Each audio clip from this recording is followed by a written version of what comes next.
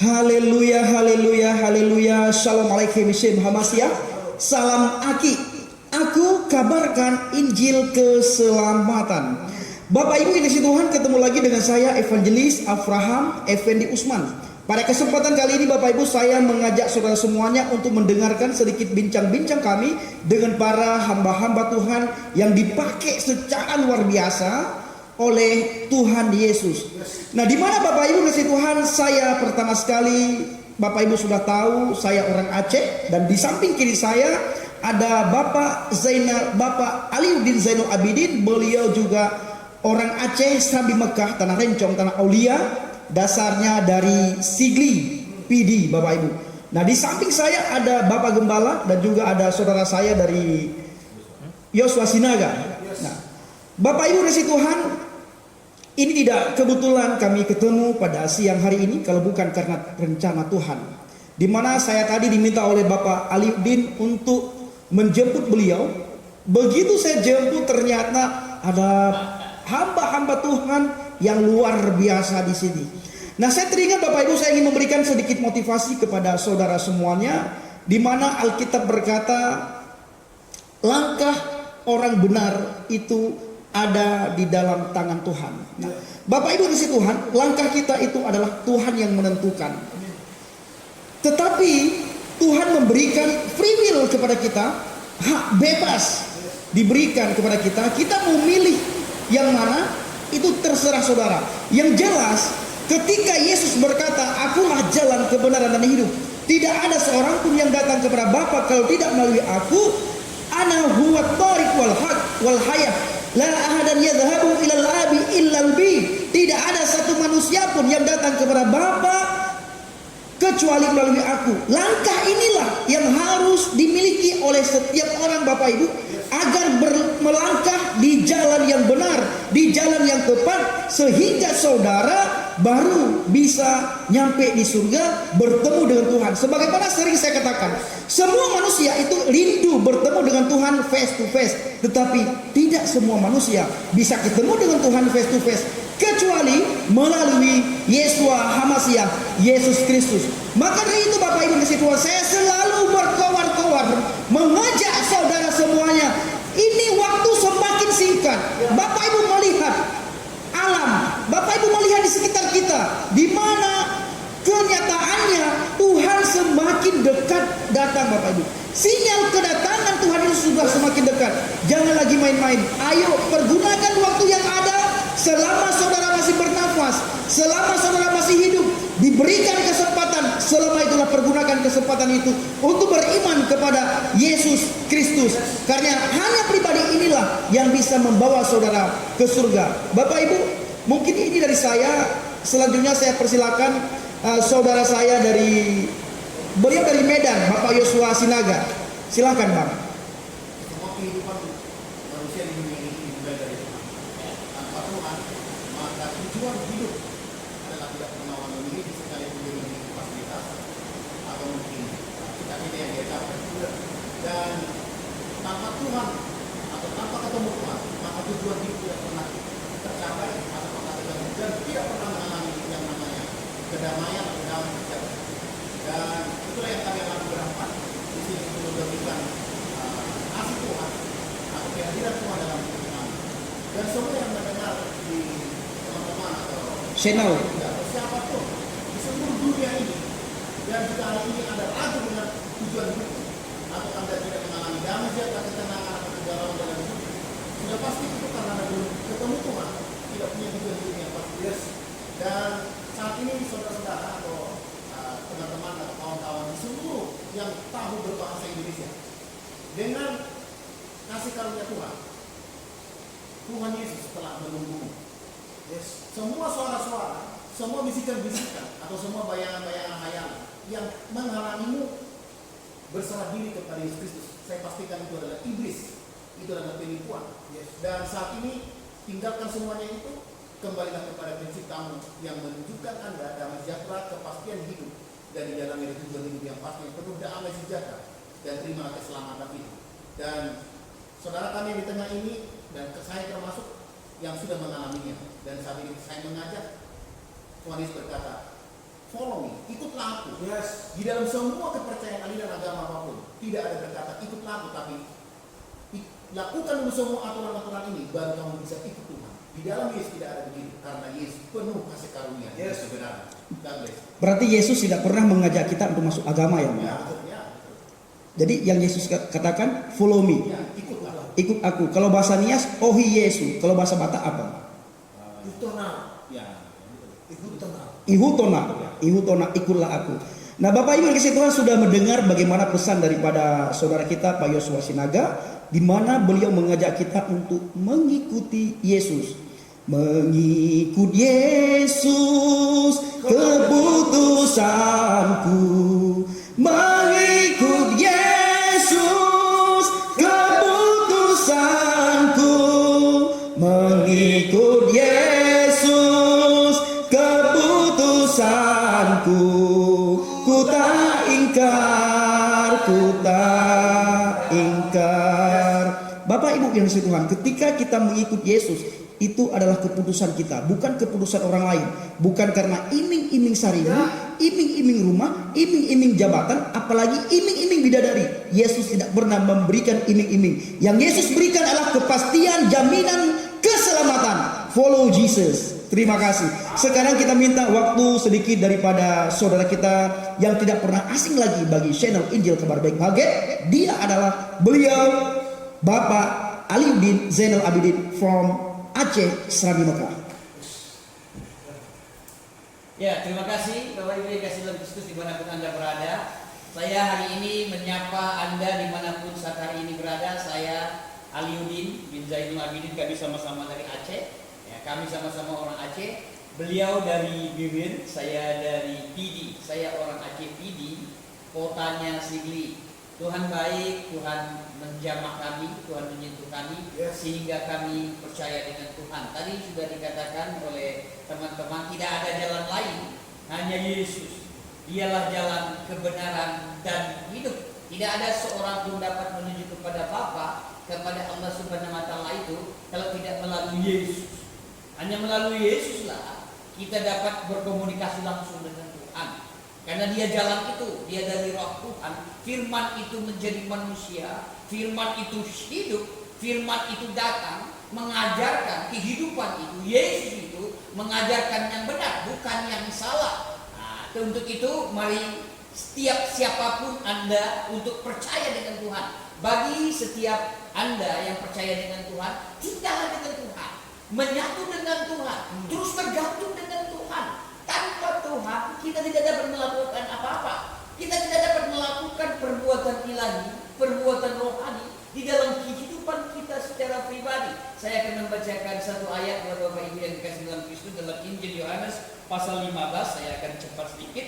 Yohanes pasal 15 ini sudah tidak asing lagi. Ayat ini dikatakan dalam ayat yang ke-7. Jikalau kamu tinggal di dalam aku dan firman-Ku tinggal di dalam kamu, mintalah apa saja yang kamu kehendaki dan kamu akan menerimanya. Yes. Yesus sendiri mengatakan jikalau kita tinggal dengan Tuhan, kita menyatu dengan Tuhan, maka mintalah apa saja. Sebaliknya jikalau kita tidak tinggal dengan Tuhan, kita tidak menyatu dengan Tuhan, bagaimana kita ingin meminta-minta kepada Tuhan? Apakah Tuhan akan mengabulkannya? Apakah Tuhan akan memberikannya? Mustahil. Jadi bagaimana tinggal dengan Tuhan, dekat dengan Tuhan, menyatu, ketergantungan, hidup kita dengan Tuhan. Karena kita tinggal dengan Tuhan, maka Tuhan berkenan dalam hidup kita. Kita dapat mengecap, kita dapat merasakan kebaikan Tuhan, kita dapat menikmati hal yang ilahi, hal yang rohani dari kepada Tuhan.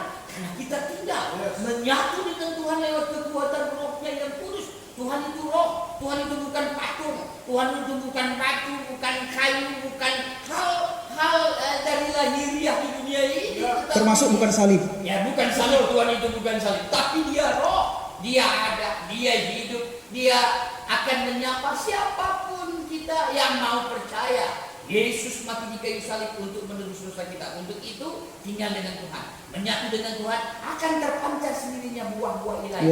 Kasih, ya, sukacita, pengampunan, kesabaran, karena kita tinggal dengan Tuhan. Karena kita menyatu dengan Tuhan. Dengan sendirinya kita tidak bergumul untuk melakukan perbuatan baik, perbuatan yang benar dan itu kepada Tuhan. Karena kita bersama dengan Tuhan. Tuhan memberikan rohnya, Tuhan memperkaryakan rohnya berlipat-lipat kali ganda. Dia berlipat-lipat kali ganda. Dia menyatakan, makanya kita tidak susah lagi untuk melakukan perbuatan ilahi ini kalau kita lakukan bersama-sama dengan Tuhan. Haleluya. Itu siapapun Anda yang menyaksikan siaran kami, tinggallah dengan Tuhan, menyatu dengan Tuhan, tergantung dengan Tuhan, maka kita dapat bersama-sama terus melakukan perbuatan ilahi, pelayanan kita terus bersama-sama dengan Tuhan. Amin. Terima kasih. Tuhan Yesus memberkati. Haleluya, kesaksian yang luar biasa Bapak Ibu. Sekarang saya ingin bertanya kepada Pak Aliudin. Karena beliau dari Serabi Mekah, dari Aceh, Tanah Rencong, Tanah Aulia, sebagaimana Bapak Ibu ketahui bahwa di sana itu mayoritas Islam. Apabila ada orang Aceh yang masuk Kristen sebagaimana kami, maka orang tersebut harus rela meninggalkan Aceh. Apabila tidak, harus kembali ke agama Islam. Kalau tidak, itu akan terjadi hal-hal yang tidak kita inginkan. Nah, sekarang saya ingin menanyakan kepada Pak Aliudin. Beliau dikucilkan, beliau dihina, bahkan ingin dibunuh. Kenapa masih tetap memilih Yesus? Apakah kalau ada orang dari sana, katakanlah miliarder, ingin menarik kembali Pak Aliudin supaya waidulil Islam, kembali ke agama Islam, apakah Pak Aliudin mau meninggalkan Yesus? Amin. Bagus pertanyaan ini. 1 menit. Saya ada banyak pertanyaan ini. Saya percaya dengan Tuhan karena uang katanya. Karena uang, karena kehidupan. Supaya diberkati, supaya punya uang. Terus terang, banyak orang percaya dengan Tuhan, punya mobil. Saya jangankan mobil, sepeda motor aja nggak punya. Rumah nggak punya. Helmnya aja nggak punya helmnya. Tapi saya tetap bertahan. Tapi saya tetap menyatakan Injil, tidak henti-henti, bersukacita terus. Saya bisa jalan kemana-mana karena Tuhan. Nah, karena Tuhan. Oke, yang membuat Anda berdiam diri dalam Tuhan itu apa? Iya, karena saya mengecap Tuhan, merasakan Tuhan. Makanya firman Tuhan katakan, kecaplah, rasakan dan nikmati alangkah baiknya Tuhan. Saya menikmati Tuhan. Saya merasakan Tuhan. Tuhan ada, Tuhan hidup dalam hidup saya. Apa buktinya? Saya berubah cara berpikir saya. Saya berubah hati saya berubah sikap hidup saya, langkah-langkah hidup saya karena Tuhan. Haleluya. Makanya saya memandangkan tidak henti-hentinya situasi apapun, keadaan apapun bagi saya sekarang. Sekali Yesus, tetap Yesus. Haleluya. Bapak Ibu kasih Tuhan, sudah kita dengar Pak Aliudin itu berada di dalam agama Kristen, meninggalkan agamanya yang lama. Itu bukan karena iming-iming harta benda dan segala macam, tetapi karena kerja Ruah Kudus, selamatan Yesus Kristus. Hanya itu, yang lain belakang.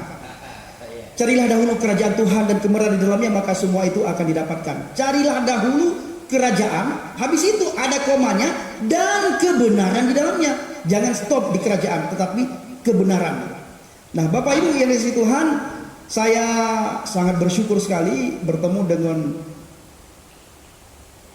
teman-teman dan hamba Tuhan yang luar biasa, dipakai Tuhan secara luar biasa. Nah, sekarang Bapak Ibu, ada satu hamba Tuhan yang menurut saya ini lain daripada yang lain. Kenapa? Saya tadi bincang-bincang sebelum kami menikmati hidangan makan siang, beliau kirimkan GPS kepada saya dibawa ke tempat sampah. Kiri kanan sampah. Saya tidak bisa lewat. Akhirnya beliau mengutus jemaatnya untuk menjemput saya. Lalu saya sampailah di sini. Teringat saya ada di Mesir, Pak Gembala, gereja sampah. Nah, saya ingin bertanya, kok bisa Pak Gembala berada di tempat ini? Kenapa tidak pilih tempat-tempat yang bisa dikatakan jauh daripada sampah ya? Tidak ada saya aja tidak nyaman masuk kemari Pak Gembala. Tapi Pak Gembala sudah belasan tahun di sini nyaman-nyaman saja katanya. Bahkan banyak jiwa dimenangkan. Ini kita dengarkan baik-baik Bapak Ibu, sehingga menjadi rema dalam kehidupan kita, menjadi pelajaran bagi kita dan menjadi pengetahuan yang luar biasa bagi kita. Kenapa Pak Gembala mau dan rela tinggal tempat seperti ini? Otomatis semuanya karena Yesus, tapi segera kita mendengar bagaimana tanggapan Pak Gembala mengenai hal seperti ini. Silakan Pak. Puji Tuhan. Terima kasih Pak Usman. Salam. Saya menyapa channelnya Pak Usman, Aki. Aku kabarkan Injil keselamatan. Haleluya. Puji Tuhan, pertanyaannya luar biasa. Kenapa saya ada di sini kan? Dulu saya manusia sampah, Pak. Manusia. Saya gak pernah mimpi jadi gembala. Ya, ya. Keluarga berantakan, hancur. Saya tahun 70 sudah di Jakarta. Tahun 80 ke Bandung. Gak ada tujuan hidup. Gak ada tujuan hidup. Jadi ketika Yesus mengunjungi saya tanggal 5 Agustus 92, Yesus secara pribadi mengunjungi saya. Itulah saya didaur ulang. Didaur ulang. Jadi saya teringat ini beritanya. Dia bilang begini, Matius 28 ayat 19. Ya. Karena itu pergilah, jadikan semua bangsa muridku, mengubah paradigma yang ikut dunia jadi ikut Yesus, dari sampah menjadi yang berguna. Ya. Saya sudah didaur ulang, maka saya jadi begini, ya kan? Lalu Alkitab ini bilang ini, pergi beritakanlah kabar baik, Pak, gospel. Yang saya kabarkan kabar baik. Kenapa? Dunia tidak bisa memberikan yang baik. Dunia tidak bisa menjaminkan kebaikan, bahkan sampai ke surga tidak. Dunia hanya iming-iming ya, Pak. Iming-iming. Ya. Tapi Yesus bilang pergilah. Kenapa? Ada konsep yang luar biasa dari surga diberikan kepada kita supaya kita kabarkan. Orang lain perlu bahagia. Maka yang dari sampah-sampah itu dipungut-pungut jadi orang berguna. Wow. Seperti saya. Haleluya. Tuhan tahu saya di sini tahun 94. 94 ya, berapa ya? 94-95. Ya, ya. Ini semua orang-orang tak beragama, tidak kenal Yesus, sampai mengenal Yesus. Ya, akhirnya berdirilah rumah Tuhan ini. Dekat sampah, kematian, di sana pembuangan mayat, di sana perikop. Maka Om Yakub bilang gini, saya sebut nama Om Yakub Nawai karena dia bapak orang itu.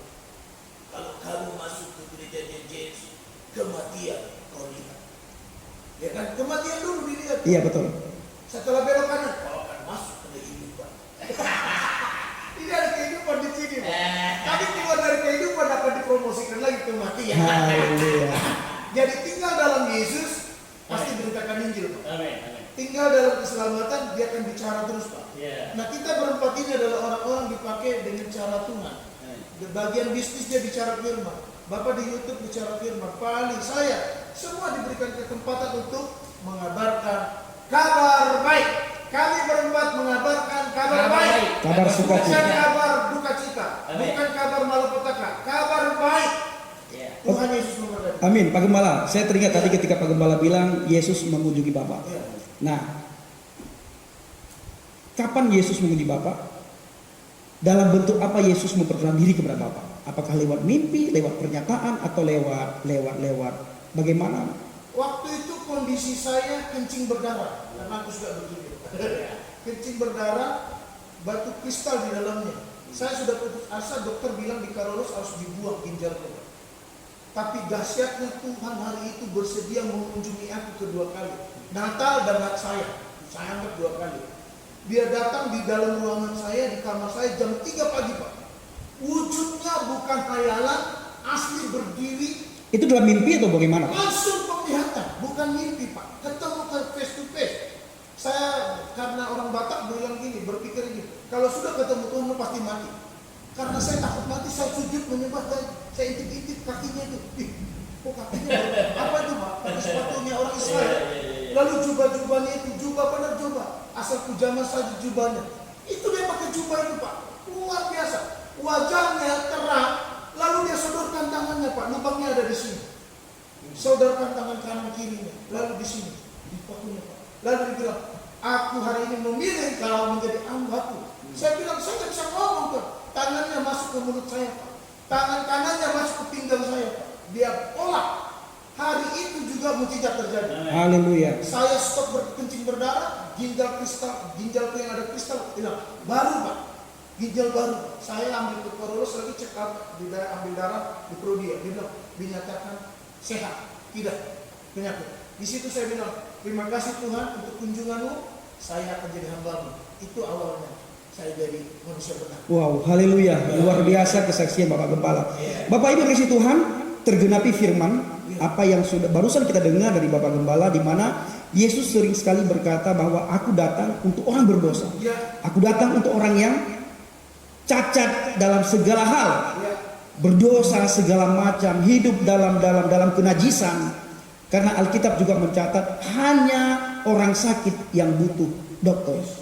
Kami orang berdosa Bapak Ibu butuh Yesus yang bisa menyucikan dosa kami dan segala kesalahan kami. Nah, Bapak Ibu kasih Tuhan, kita sudah mendengar bagaimana paparan dari Bapak Gembala kenapa beliau berada di dekat sampah.